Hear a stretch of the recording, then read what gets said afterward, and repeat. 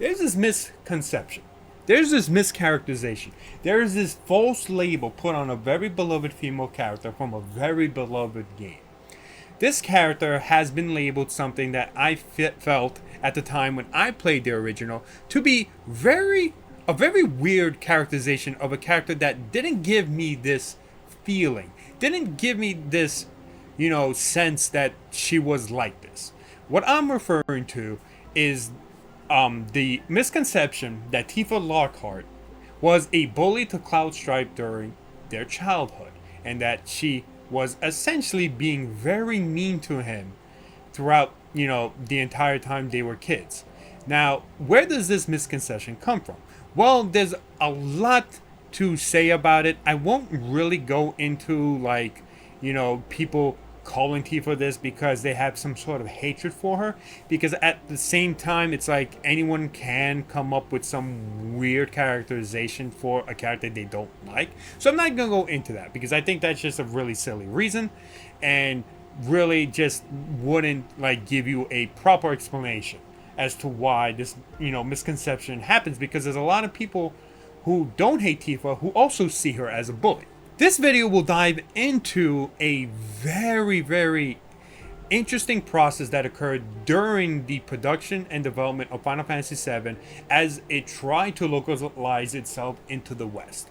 While it does go into more so of the localization part, I do want to also try to, connect it to how the writers and scenario writers are approaching all of this in the remake project, because it's also very important. And it's a very important thing because there's a lot of people also using old data books, old Ultimanias, where the developers had some weird things to say about Tifa that would probably fly during the 90s, where it wouldn't fly during today. So that's where also part of that misconception comes from. Before we begin, I just also want to make sure for you, the viewer, to know that this will go into Final Fantasy VII, the original. This will also go into Remake, Rebirth, and potentially what happens in Part 3. And if you have never played the original, if you have never played Remake, if you have never played Rebirth, or don't want to know what will occur in Part 3, then please be wary, because this video will go into that and will include some spoilers. So if you don't want to see it, I fully understand. And, maybe when you finally be able to play all these games and, finish Part 3, you can come back to this video to see why this mischaracterization is kind of weird. So this is, a spoiler warning, and hopefully you can still enjoy the video. So let us begin. One of the major components as to why a lot of people think that Tifa is a bully, this false label that is put on her, is because of what happened during, Tifa's childhood with Cloud. And I'm going to go through it a little bit and tell you exactly, a little bit about their past, a little bit about what, they went through, as to why so many people would also believe it or use it as evidence to portray Tifa as a bully. Okay? But the main focus of this video, this dive in, will be mostly on the localization part, because that is where significantly the whole misconception comes from. So before we go into the localization, let me give you a lead-in. Let me give you essentially a kind of synopsis of Tifa and Cloud's childhood, based on not only Final Fantasy VII, Remake, Rebirth, as well as a book called Traces of Two Paths, which go more deep into Tifa's backstory. It's a very good read if you are very much a fan of these characters, especially Tifa and Aerith. So I highly recommend it. It's available on Amazon. It's available in a lot of your bookstores. So I highly recommend reading it, because it's such a fascinating book about these two characters. Let us start off first by me telling you that Cloud and Tifa have known each other during their childhood. Here's the part where a lot of people don't seem to know, and that is because of its info that is found in Traces of Two Paths, is that both Tifa and Cloud knew each other. Ever since they were babies, they were neighbors. They hung out with each other. They would visit each other's houses, until came a point where they slowly drifted apart. To the point where Tifa doesn't really know Cloud, because by the time she could really get to know him, to really remember Cloud as a kid, she already drifted apart from him. That's why you get that feeling, or that some people tell you that Tifa and Cloud weren't really childhood friends, right? That's the reason why, because they drifted apart before Tifa could really get to know Cloud's personality. Let's move on to that point that really got people more so into this misconception. And that is the incident at Mount Nibel. So, when Tifa was 8 years old, Tifa essentially lost her mother, Thea. Sadly, to, I believe, an illness. And there was a story said by adults all over Nibelheim that the souls of the people who have dead essentially live in the back of Mount Nibel or the other side of Mount Nibel. Tifa, at this point, was so heartbroken about her mother's death, wanted to see her so badly that she decided to go there. That she wanted to see her mother, that she believed in the story, and she wanted to go to the other side of Mount Nibel to see her. However, this was also dangerous. Along with her went 3 boys. I don't remember the boys' name. They're like Emilio and then 2 other boys. I don't remember what their all their names are, but they're not really that important. You just need to know Emilio's name because he is the one that is mostly brought up in a lot of their past. So these 3 boys, basically went with Tifa to Mount Nibel. However, there was a 4th person. If you played Rebirth, you see that scene where they, her and the other boys start going to Mount Nibel, and you see Cloud, in the back. She sees Cloud, but she reverts her attention back to going up Mount Nibel, and Cloud is slowly following behind him. Tifa and the boys here, and then you have Cloud being watchful in the back here. So as they traverse up Mount Nibel, the boys slowly, one by one, decide to bail. Essentially, they are telling Tifa that it's too dangerous, that they should go back, but Tifa continues moving forward. Instead of, trying, to stop her, they decided to leave. And one by one, they leave until the only people left are Tifa and Cloud. By the time Cloud gets to Tifa, she is on the bridge. Cloud is telling her that they should go back, that it's dangerous, that she's going to get hurt. And unfortunately, the bridge begins to, shake a little bit to the point that Tifa starts to fall. Cloud jumps in, tries to, save her, to protect her from the fall. Unfortunately, he was not able to as Tifa falls down, gets knocked on the head, and she goes into a coma. Cloud is conscious at this point. He sees Tifa's body and he, starts to worry and starts to panic. By that time, Brian Lockhart, Tifa's dad, as well as other villagers who have heard, that Tifa was doing this, but from the other boys, found them. He sees the state that Tifa is in, and Brian gets angry at Cloud because, according to the boys, they told him that Cloud was egging her on to continue going forward instead of trying to get her back when that wasn't the case. Cloud didn't say anything. He just, watched and let, Tifa's dad take Tifa back home to the village to essentially, see a doctor and try to recover. Unfortunately for Cloud, this caused both Brian Lockhart, Tifa's dad, and the other villagers to frown upon him, to be angry at him for what happened to Tifa. Brian Lockhart even stated that he didn't want Cloud anywhere near Tifa. This hurt Cloud. But that's not really what made Cloud upset, because if he was that upset about it, he would have said something back, but he didn't. And the reason why, and it's because of who Cloud is, and this is part of his flaw, this is part of his insecurity, is that he felt ashamed that this person, Tifa, who he actually had a crush on and wanted to, protect her and be there for her, he was unable to protect her. That shame that he wasn't strong enough, that he wasn't, powerful enough to protect her, hurt him more than Brian and the other villagers being angry at him. He didn't care about them, wanting him nothing to do with Tifa. He didn't care about that because deep down inside, he felt ashamed of himself because he couldn't protect her. And when Tifa finally woke up, all she knew about the incident was from what her dad said and what the boys said. She had no recollection of the memory of what happened during the fall and how she hit her head. She hit her head, she had no recollection, and that's what happened. All she knew was from what the boys told her and what, her dad also told her, was that, Cloud egged her on, and that because of Cloud, she fell. Now, she couldn't refute this.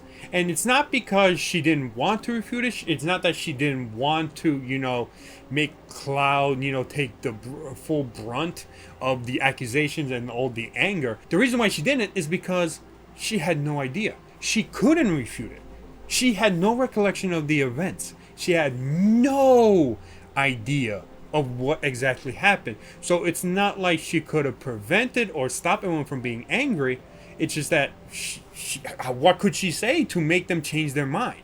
And the thing that really made it worse was that Cloud was not refuting it either. He was not doing anything about it either, because he was ashamed of himself. He didn't want Tifa to know that he couldn't protect her. He didn't want, he considered it sort of like a punishment for himself because of his weakness. And that is why Cloud didn't do it. It's not because Tifa didn't want to, it's just that she couldn't, and Cloud didn't refute because he felt weak. He didn't want to showcase weakness to the person he cared about, to the person he had a crush on. That is why Tifa didn't refute, and why Cloud didn't refute either. That is the reason why.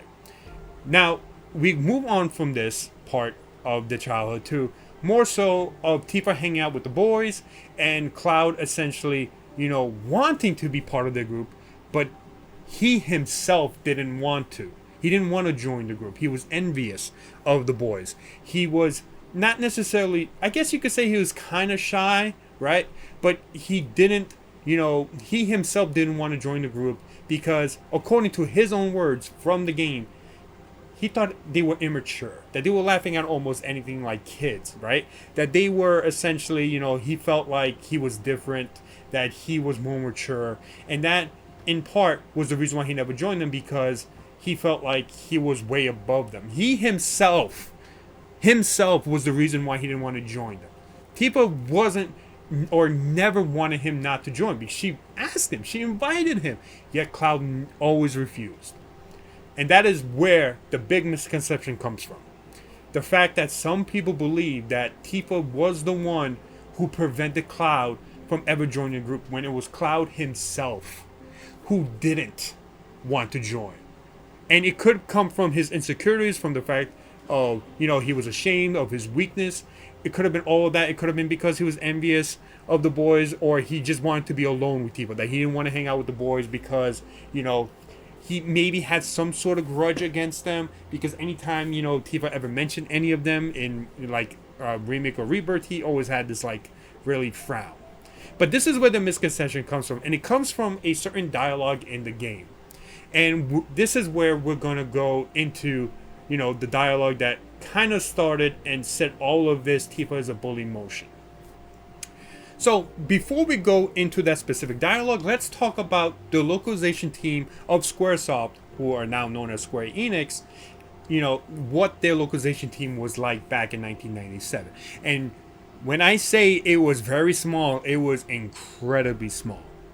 To the point where, it was also, brand new.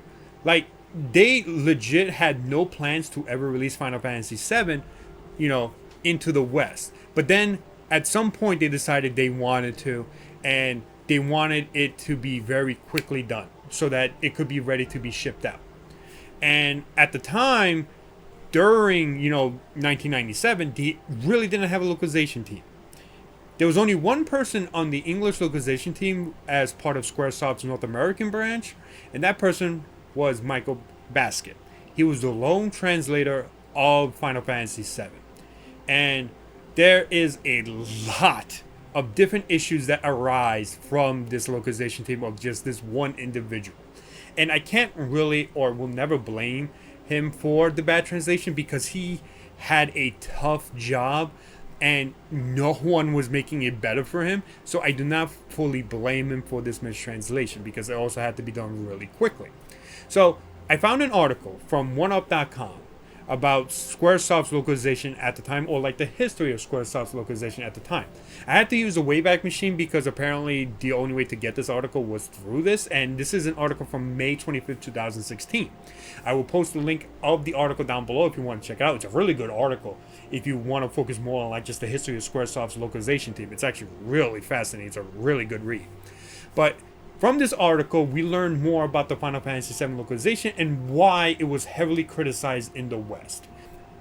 So this is the article. I'm going to start reading it from this passage where it goes into more so of what happened in 1997 with the localization team, especially around the time Final Fantasy VII was being produced and ready to be shipped out. And this was, by the way, very early 1997. Final Fantasy VII came out in January. So this is very early 1997. But let's take a look at it. And I'm going to read it out loud. And I'm going to go through it all first before going into more detail and more information about what we have just read. So let us begin. Two incredibly important things happened at Square in 1997, though one wasn't so obviously monumental right away. The first, of course, was Final Fantasy VII, which almost single-handedly catapulted Squaresoft and console RPGs to superstardom. And the second, which may have been even more important than Final Fantasy VII's blockbuster success in the long run, was the hiring of a young man named Richard Honeywood, who applied to Squaresoft for a programming position and found himself in the role of a localization producer instead. Richard got his start as a programmer for the Japanese arcade game, Rise, best known for developing the shoot-'em-up series Raiden under the name Seibu Kaihatsu. In the Super Nintendo days, Square famously relied on Ted Woolsey for a number of translations, but he left the North American office after working on Super Mario RPG. Looking to expand its localization staff, Square placed Honeywood and one other localization producer, Aiko Ito, in charge of founding a team in the company's Tokyo headquarters.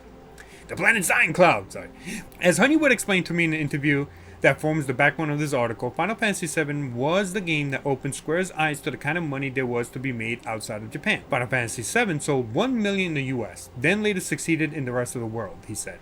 Up till then, we were preaching the benefits of localization to the dev teams, but suddenly they realized it was no longer the pocket money level of the SNES era. Final Fantasy VII sold like gangbusters worldwide, but not on the strength of its English script. The translation was rough, full of grammatical errors and weird phrases that have become an integral part of the game's legacy.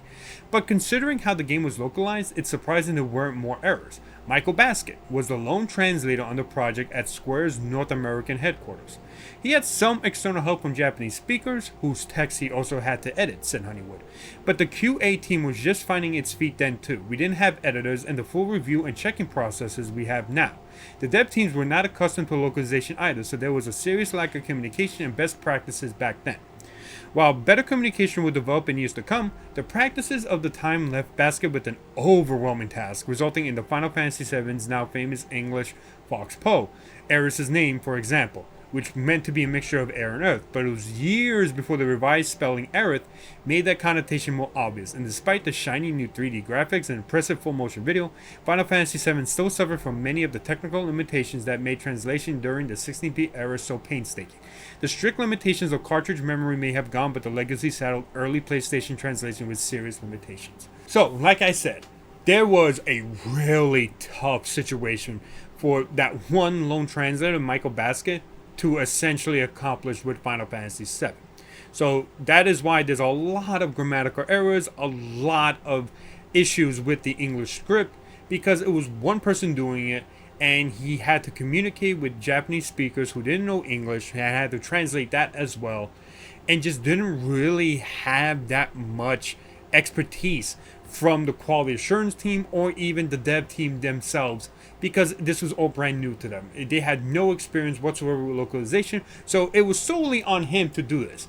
And that is why I don't fully blame him, because like the article says, back then it was rough translating anything from Japan over to the US. It was rough.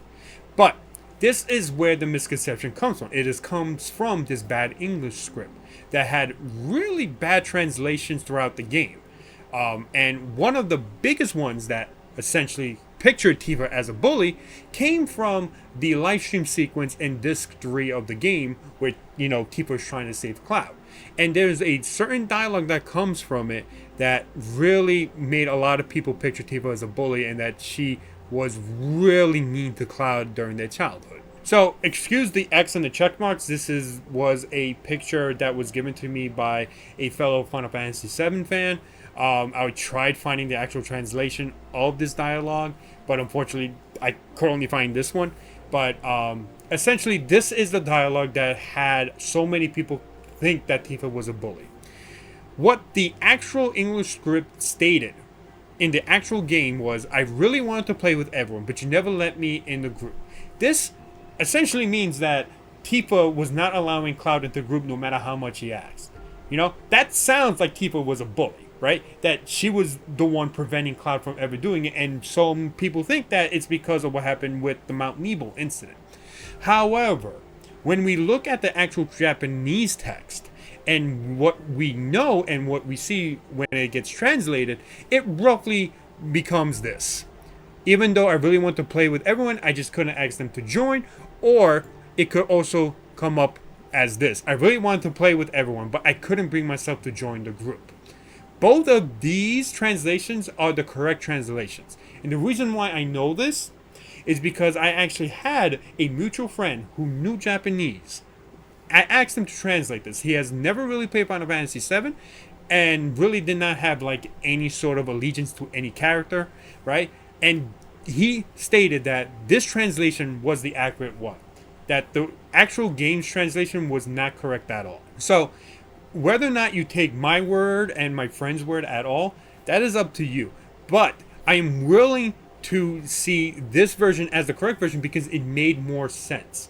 It doesn't picture Tifa, from what we know Tifa as, to have her be this bully character who didn't want Cloud into the group. It makes no sense because Tifa is not the type of character. We see it throughout the game. We even see it through Remake and Rebirth. And I think that's where the most important part is that they know what they're doing with Remake and Rebirth. They know what the characters are like, and they're trying to give you more characterization of these characters.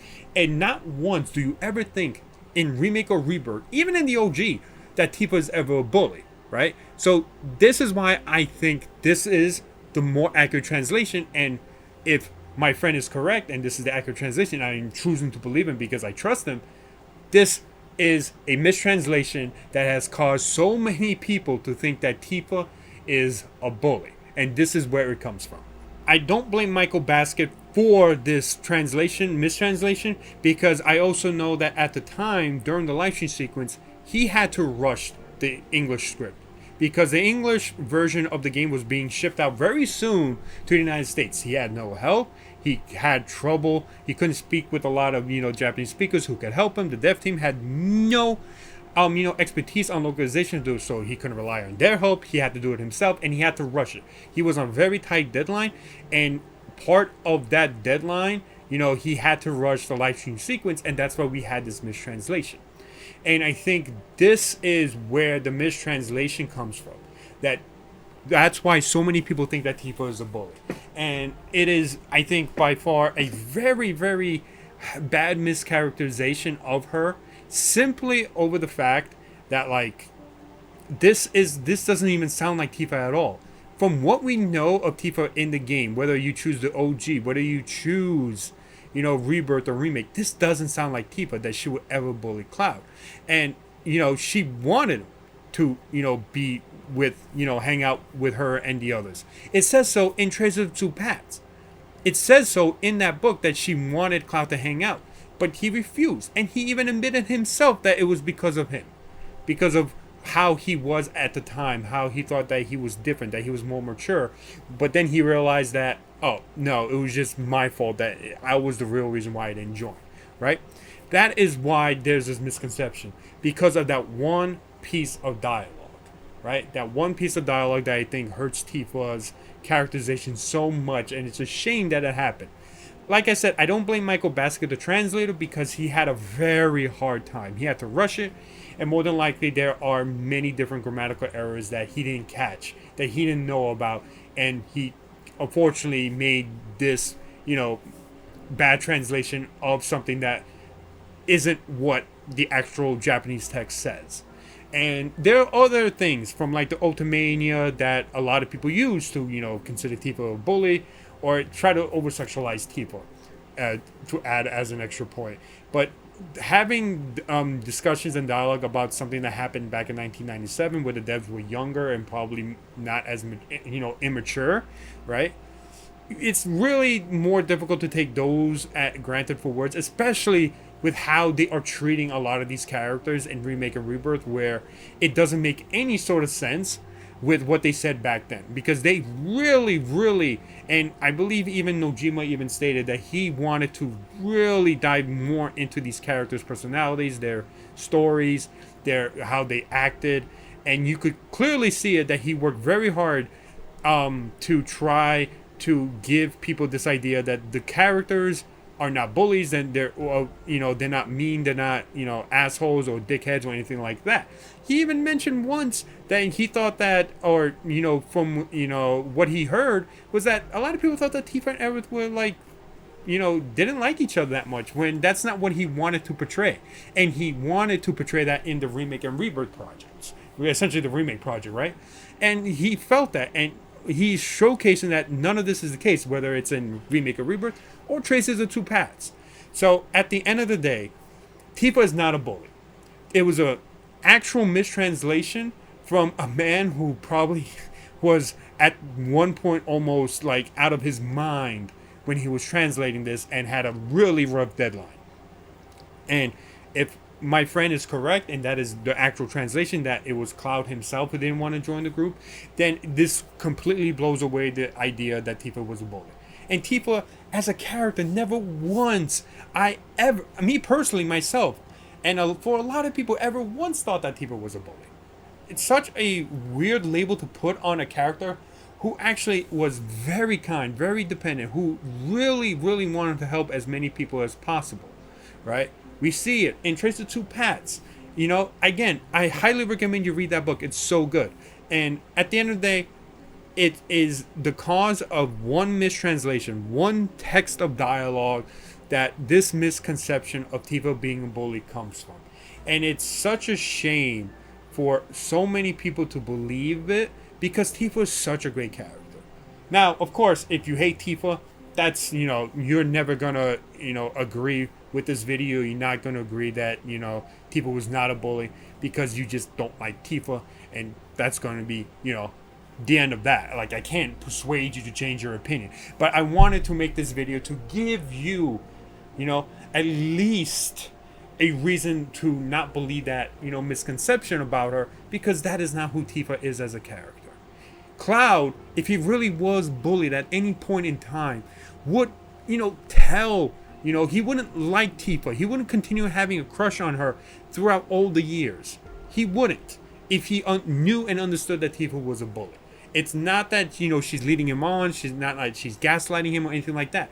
It's because Tifa was never like that. Because he knows Tifa as who she was as a child, who she was as a kid, and would do anything to help her and protect her, like what he tried to do in Mount Nibel.